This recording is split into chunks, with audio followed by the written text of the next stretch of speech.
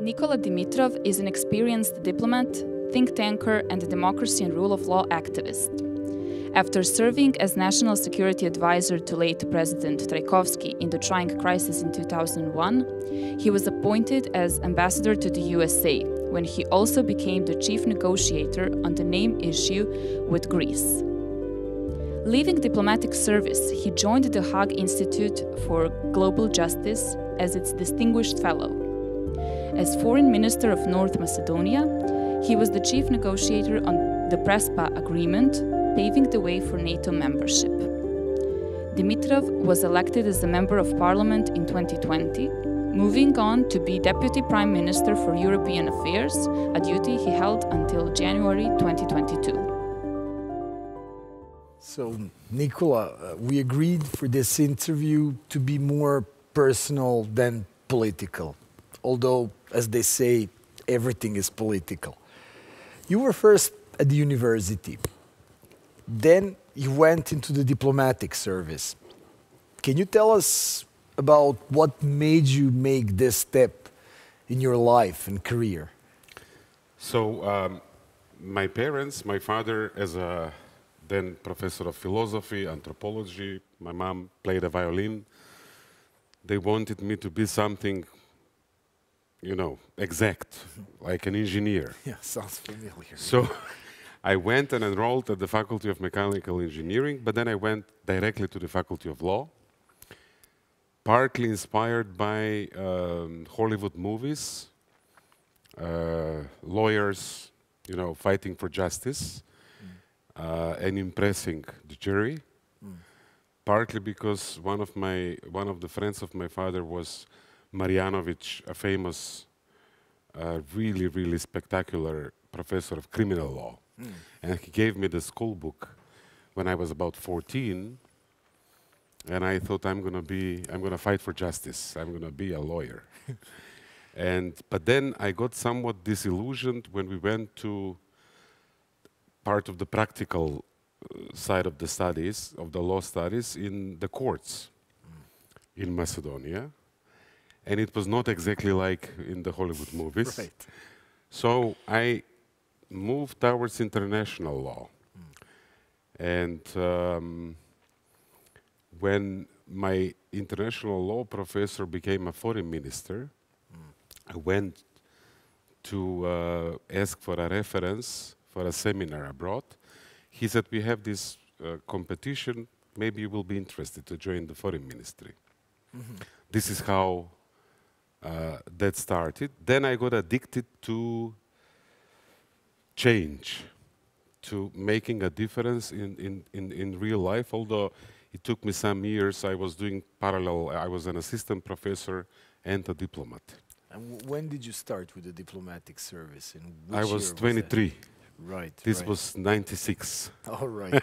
So can you tell us something about your years of the consuls, to quote our famous Yugoslav Nobel Nobel Prize winner Ivo Andrić?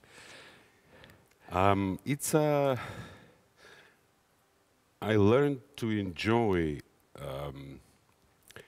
dealing with countries, sort of the chessboards, the art of making our interest their interest. My favorite definition of diplomacy is by an Italian diplomat who wrote a book, Laughing Diplomat, Daniele Vare, who said, diplomacy is the art of letting someone have it your way. And as it happens in my diplomatic career, I mostly dealt with the hot potatoes, with the difficult issues. The name issue with Greece, NATO membership.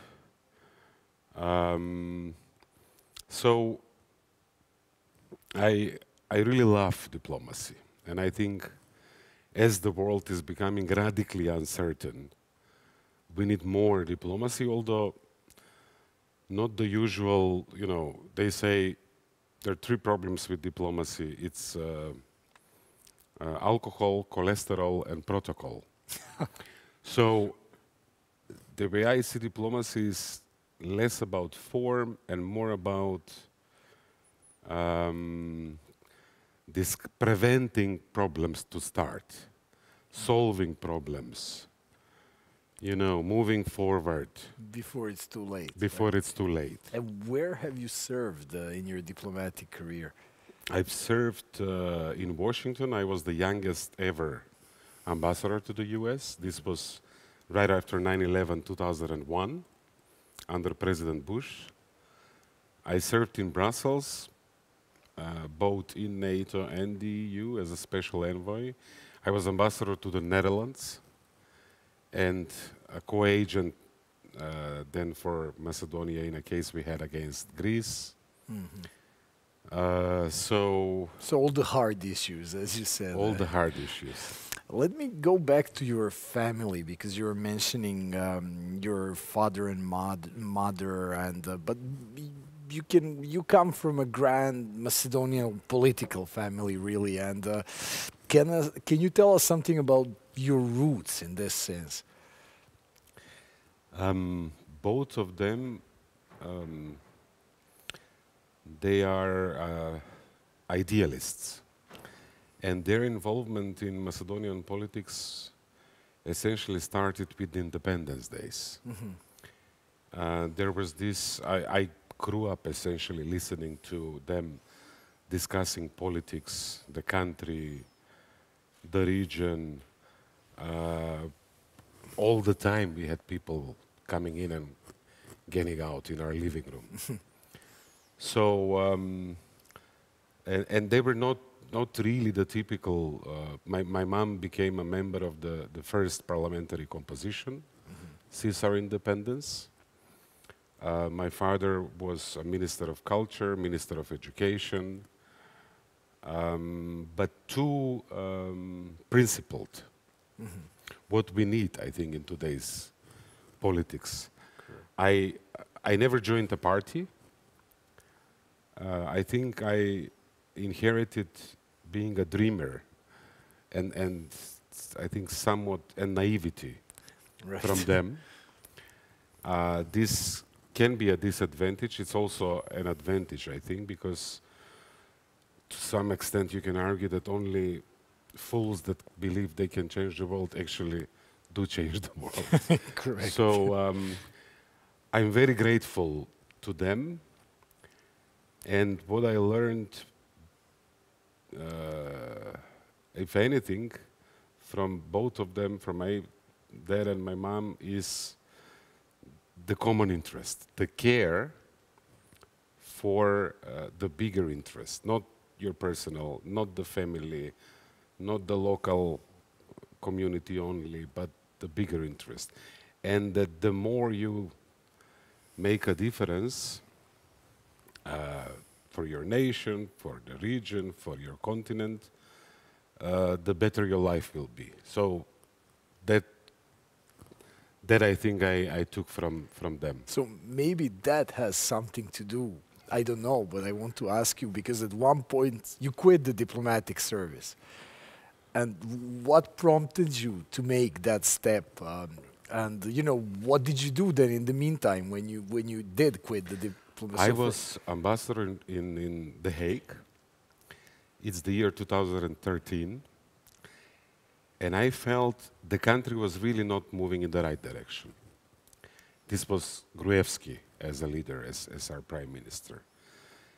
And I remember I felt almost physically shrinking in my office in the embassy in The Hague. Lack of energy, lack of ideas, no enthusiasm. And he called me, he offered me to go as my next post to Moscow, which was also somewhat puzzling because all my life I've been about European integration, NATO membership. My network is in Europe and North America. Right. So this was a bit, but this was not the key reason. The key reason was working for him, to me, stopped being working for Macedonia. So after struggling with that dilemma for a few months, I decided I have to go tell him I'm leaving. So we had a 3 hours talk in his office in the government in Skopje. I said, this is where you're going wrong, independence of the judiciary, you're making enemies abroad, you're not really facing the real issues of the country, all the adventure of the monuments in Skopje, Alexander the Great, antiquization and all that. I went back and I started calling friends. I found a job in a Dutch think tank dealing with global justice issues. And I became a think tanker. Right. That's in 2013. This is when I told him. I left in early 2014.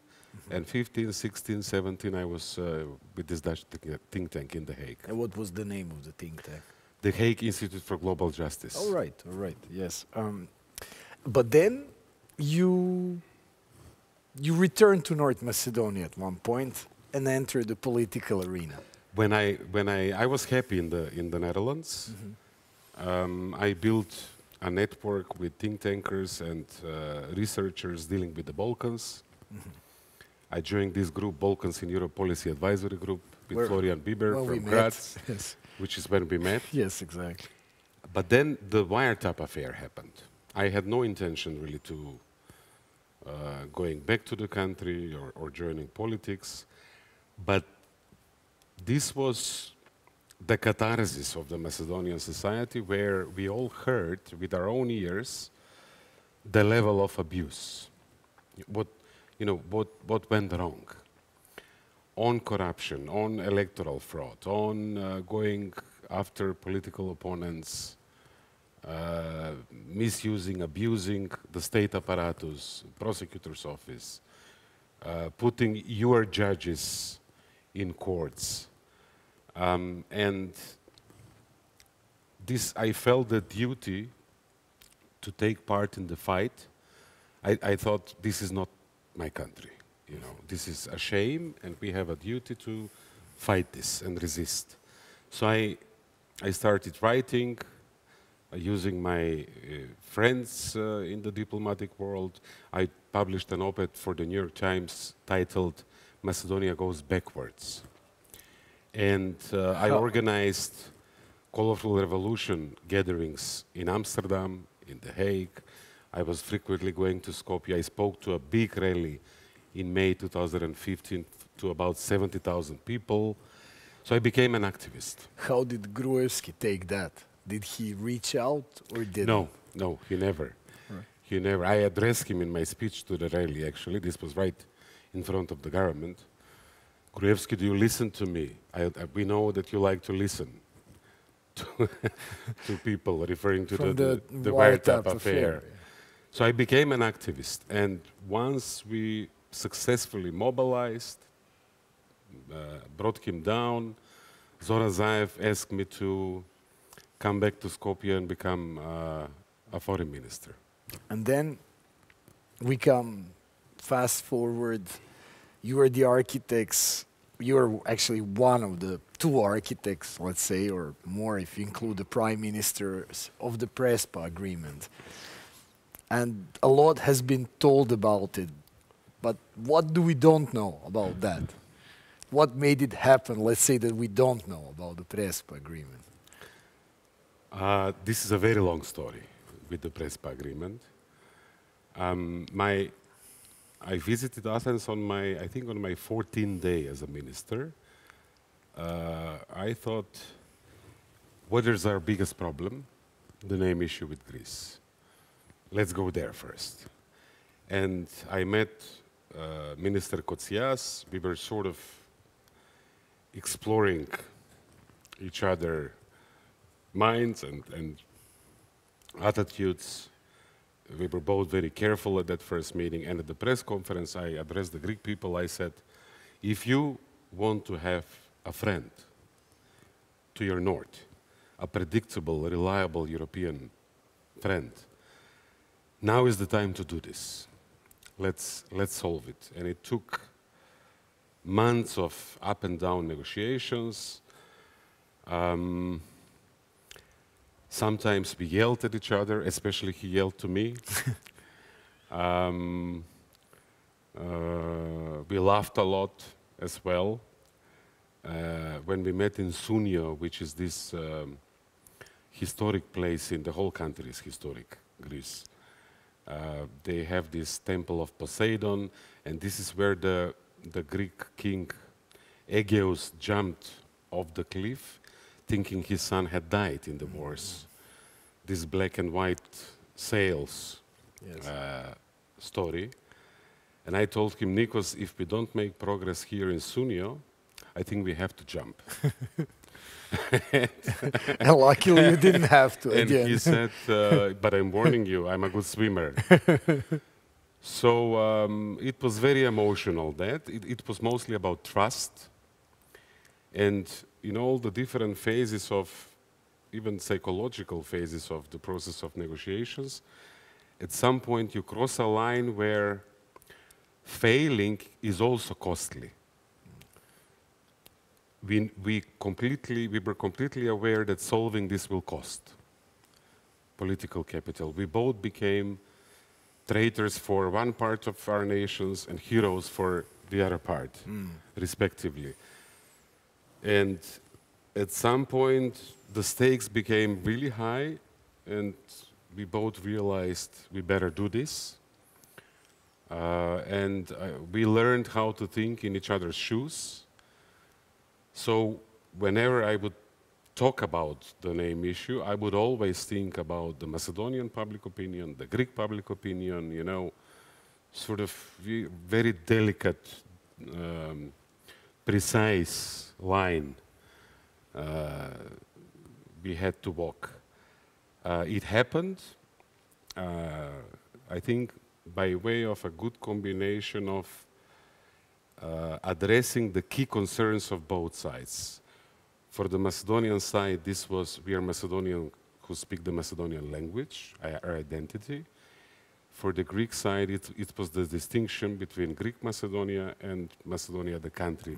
That is now North Macedonia. Right, right. So when I look at myself in a mirror, I think we did what we could do, and it's a good compromise.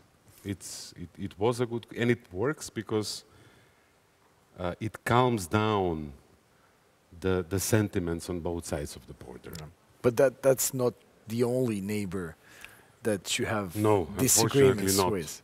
So I want to ask you about the other eastern neighbor.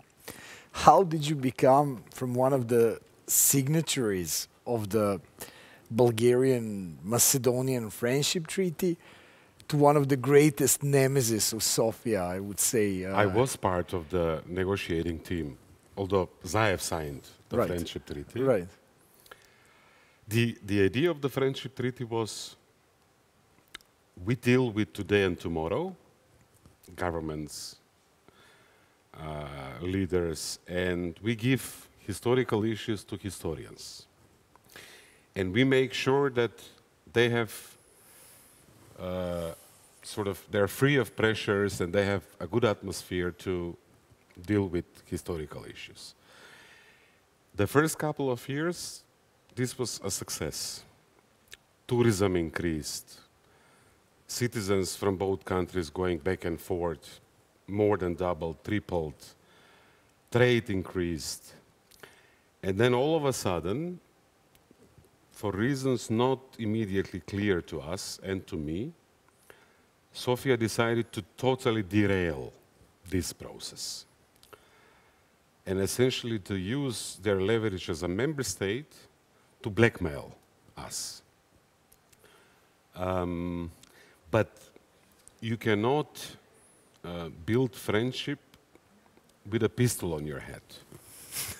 And what they did was they targeted exactly the pillar of the Presby Agreement that enabled us to do the compromise with the Greeks, which is the Macedonian language and the Macedonian identity. Regrettably, Bulgaria became the second country on the continent after Putin's Russia that denies the identity of their neighbors. And we don't have a war, luckily, so this comparison is somewhat morally problematic. Yes, but the narrative is equally ugly. Right, and many would say that the EU accession talks were weaponized, if you want to use that term, Yes. by Bulgaria. So what I did was I went around both to Bulgaria but also to all other member states to say, guys, this is not Europe. And if you yourself promote the European Union as a community of values, you should not allow this. You know, Lisbon Treaty says we love our continent that is diverse, with languages, with different cultures, and who we are is a question to us. It's not for Sofia or Brussels, for that matter, to say who we are. I don't allow my own country to tell me who I am, let alone a different, third country. So this is what they did. Essentially, I tried to push back on the advantage they had as a member state. We are a candidate country, we want in, they're already in, and they're saying, no, but now we're going to torture you. Yeah. So I tried to counter that by asking other member states to help us. And this worked. You know, the sympathies, Bulgaria actually complained those days, why you have more solidarity with the candidate country than with us who sit with you at the same table. Right, right. So this annoyed them.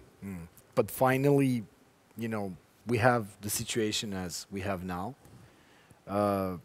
North Macedonia has finally opened the EU accession talks, or did it? Sort of. And but you have been loudly criticizing this solution, and can you explain us why? For years, virtually every member state, with the exception of Bulgaria, and all Brussels officials, with the exception of Oliver Varhey, said bringing issues of identity and history in the accession process, which should be about the Copenhagen criteria and about transformation of a society into a proper European democracy governed by the rule of law, is a red line. It's a no-go, because this will be a Pandora's box and others will follow. So it will undermine the process of enlargement as such. This happened. And now we have history issues in the accession process. Then we have this extreme double standard where Bulgaria demands to include Bulgarians in the preamble of the Constitution of North Macedonia.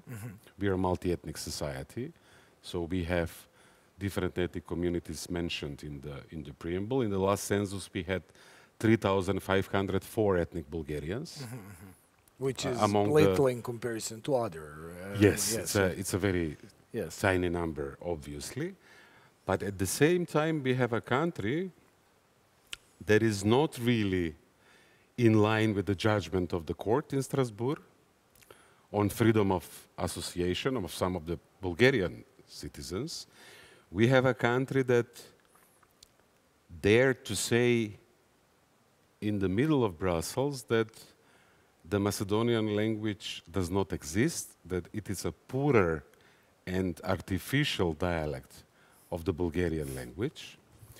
And so essentially they don't accept the majority in North Macedonia, the Macedonians, but they're pushing. So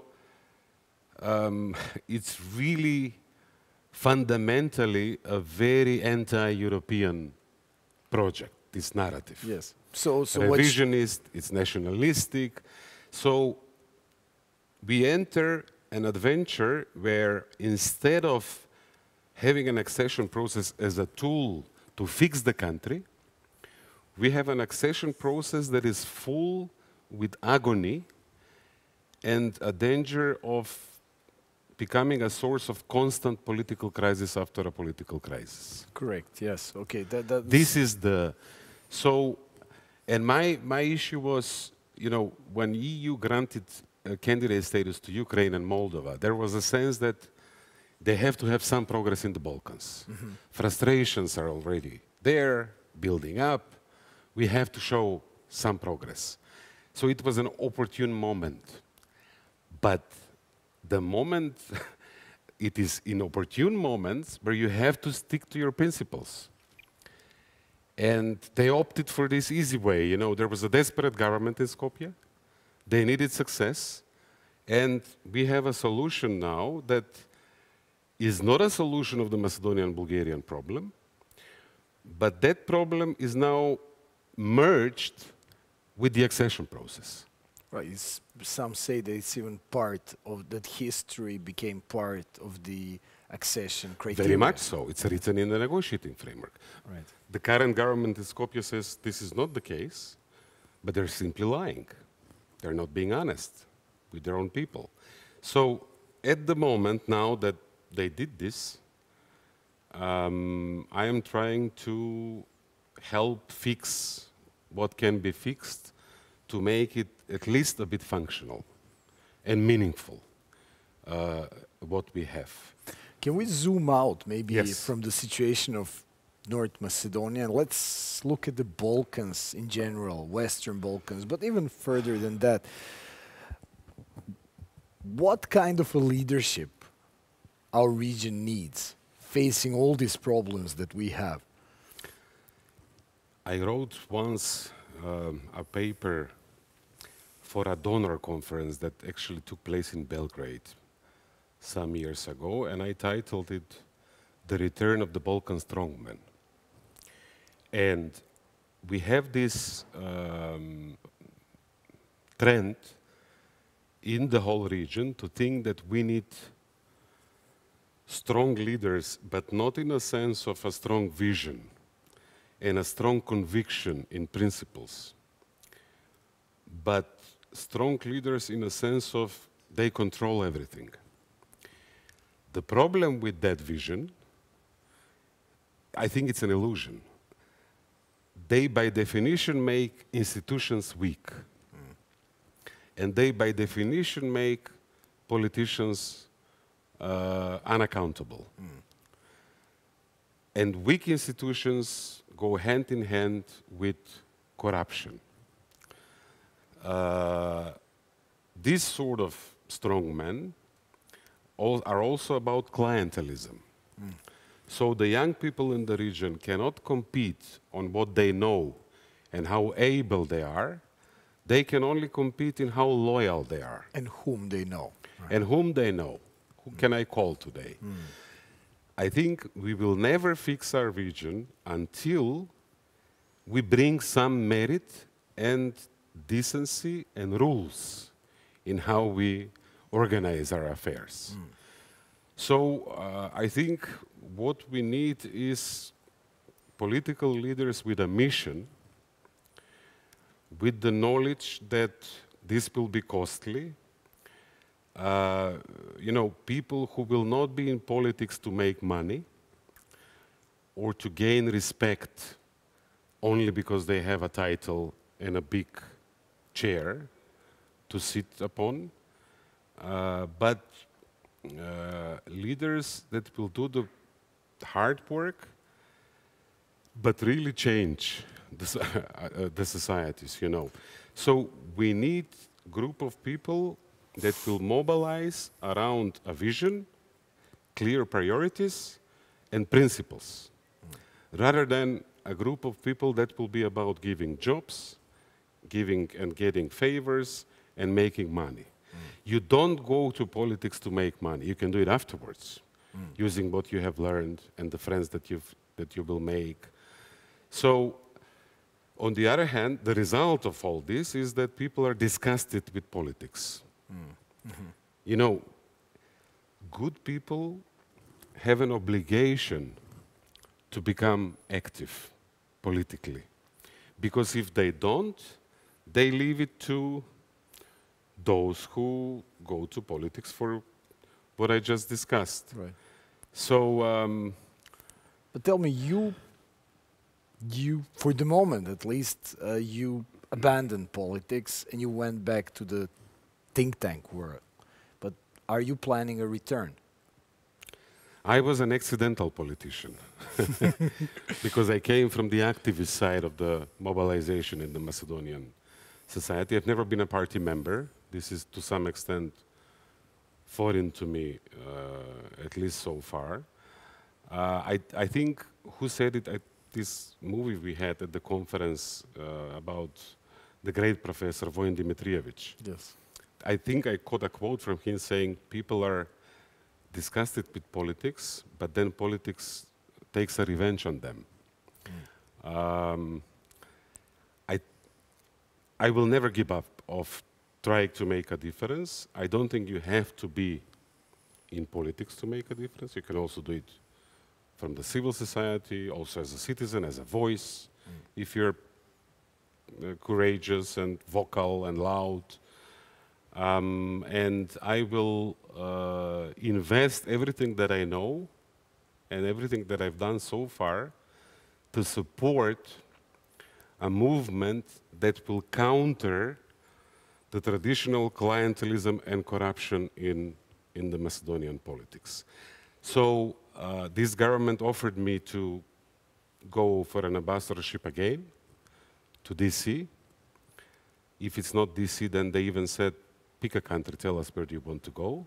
But I stayed, and I will stick around and continue the fight, and because I believe miracles are possible. We, the Balkan nations, are not inherently less capable than any other European nation, be it from the western part of the continent or the central Europeans. We can do this if we decide to do it. And miracles are indeed, it's going to be a miracle, but miracles are possible. Thank you, Nikola. Thank you for your honesty and for the optimism that we share.